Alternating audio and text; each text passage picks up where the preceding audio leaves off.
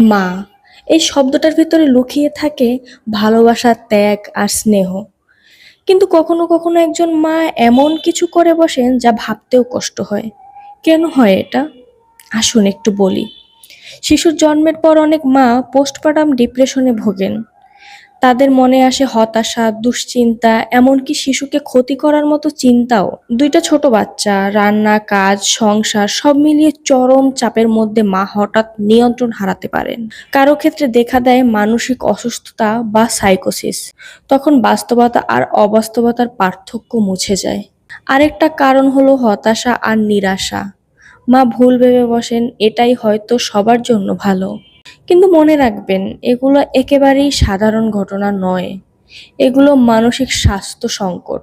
তাই পরিবারের সবাইকে এগিয়ে আসতে হবে, মায়ের চাপ বোঝার চেষ্টা করতে হবে, তাকে সাহায্য করতে হবে, প্রয়োজনে ডাক্তার বা বিশেষজ্ঞের কাছে নিয়ে যেতে হবে।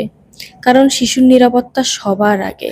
মা ও নিরাপদ থাকলে পরিবারের সবাই থাকবে সুস্থ। বন্ধুরা, একটা কথা মনে রাখবেন, মায়েরা যেন কখনো একা না হয়। ওদের পাশে থাকুন, বুঝুন, ভালোবাসুন।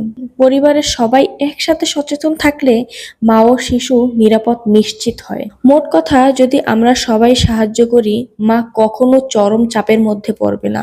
একসাথে পরিবারের সুস্থ ও নিরাপত্তা রাখাই আমাদের লক্ষ্য।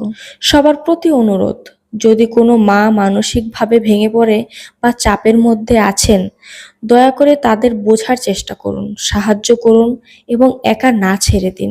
আমার জানা মতে এরকম আমি ২-৩টাই অনলাইনে ভিডিও দেখেছি যেখানে নিজের জন্মদাত্রী মা তার সন্তানকে মেরে ফেলেছে।